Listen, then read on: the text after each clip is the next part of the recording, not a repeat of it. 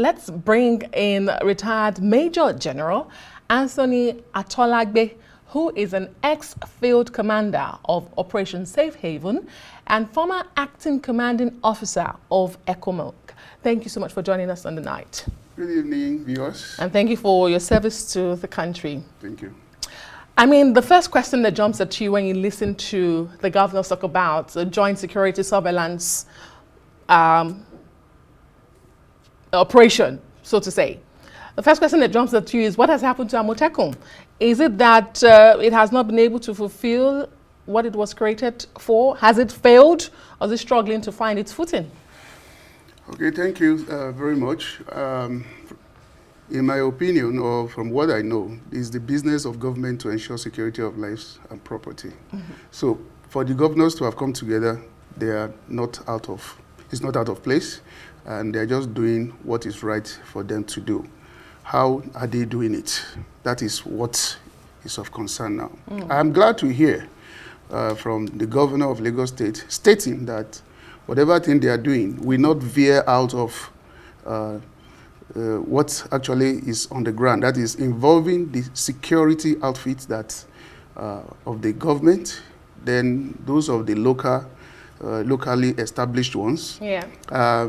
I'm not sure all the states in Southwest have Amotekun, but because if you want to do a joint operation under this kind of arrangement, then you should have similar outfits across the state. That's number one. Number two, if you want to do something like this, I want to think that they have they have a framework which we key into the national security strategy. Okay. And that will dovetail to what the armed forces and the other security agencies are doing. They will not be able to do anything in isolation of what the other security agencies are doing.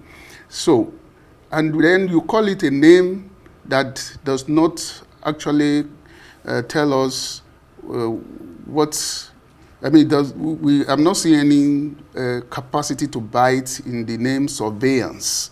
It's more or less like what ECOWAS tell us to do by establishing an early warning arrangement so that the surveillance gather information, you put them together, you analyze it, and then you are able to pass it on to those who need to use it on the ground.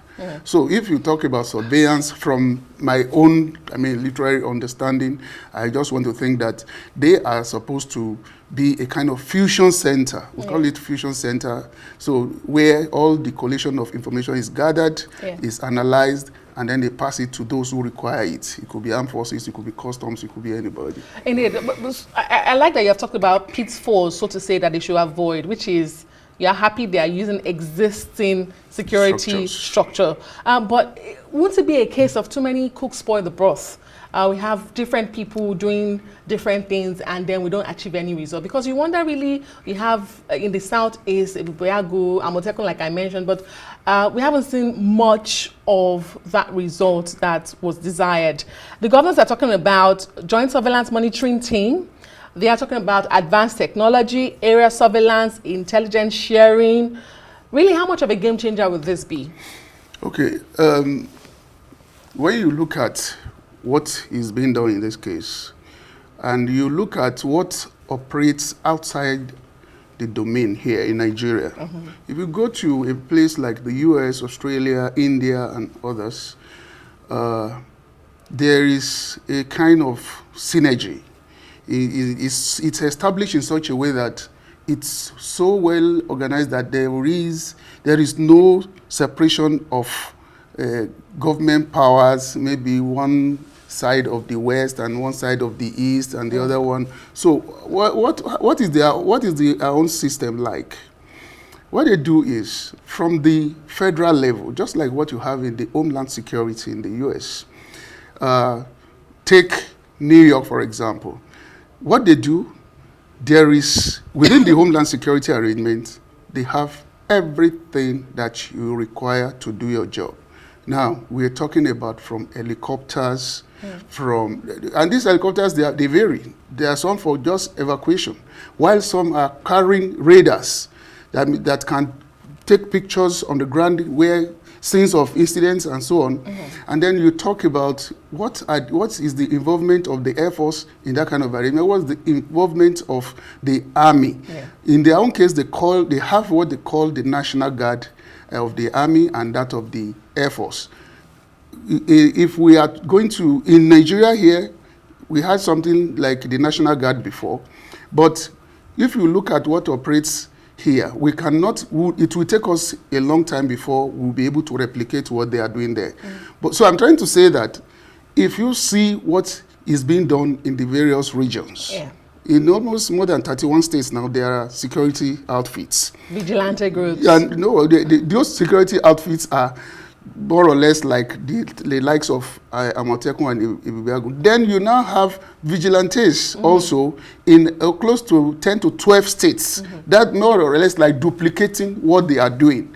Like some of them are not even armed, so we don't even know the extent, because if you say you want to confront ISWAP, what level of this thing have you be able to put together? Because the majority of our forces are engaged in the Northwest and in the Northeast. Are you saying that you are going to buy more helicopters to assist the military, or to assist the Air Force, or to assist perhaps maybe NSCDC and the rest of them? So we are yet to see the framework. The framework, we're supposed to cover some of these things, and they should bring professionals on board.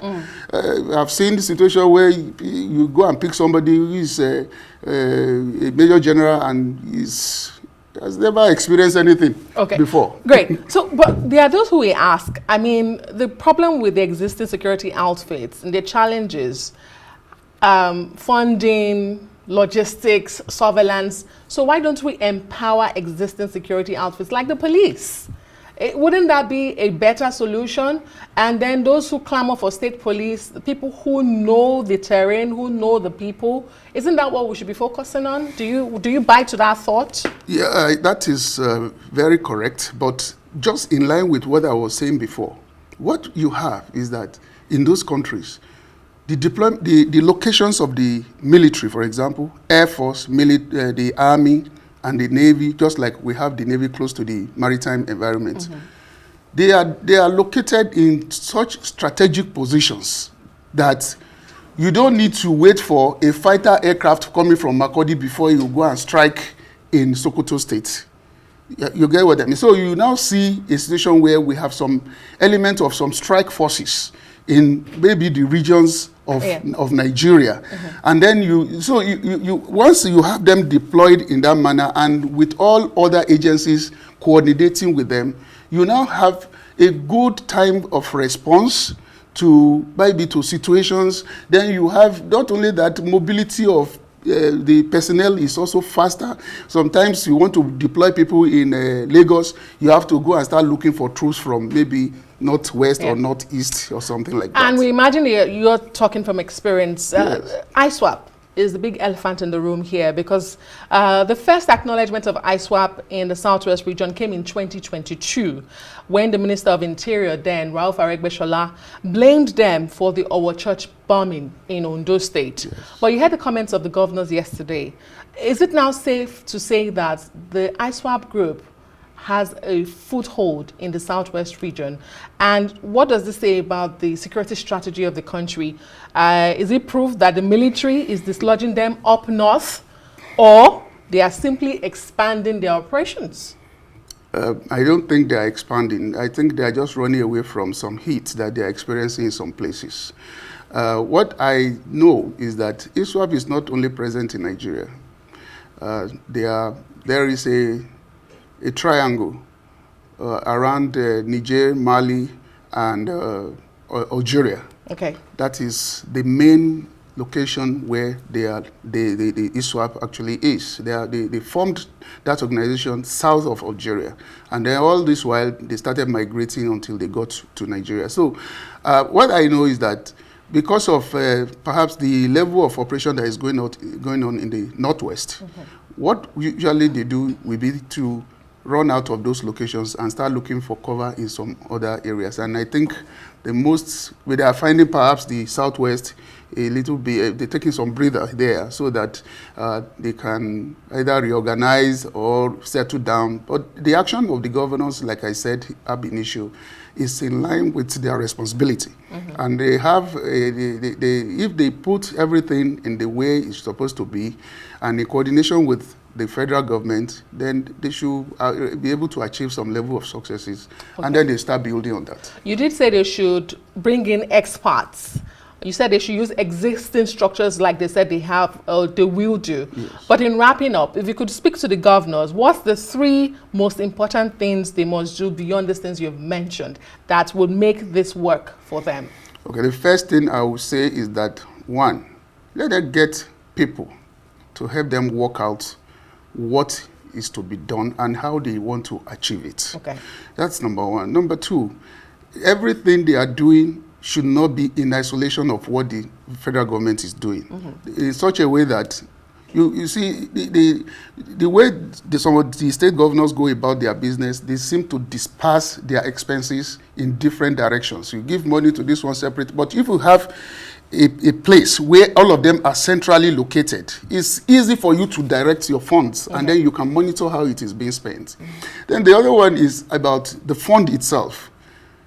I don't think the state governors are all in the same, they all have the same approach to spending. Okay. There are some who are willing, or perhaps based on the capacities in terms of financial capacity that they have, it may not be possible for, so it may be any other state to compete with Lagos State in terms of contribution. So you now see a situation where maybe we may not be able to start getting the desired result because one state is not doing as much as the other one. But these are the things that also, I said, we need to be covered up in the framework so that you know what you are expecting from a state like Ondo State or your state and the rest, and you will not be able to compete with what is being provided by Lagos State. Thank you so much for your insight, General Anthony Atolagbe, ex-Field Commander, Operation Safe Haven, ex-Acting Commanding Officer, ECOMOG. Thank you. And once again, thank you for your service to the country. Thank you.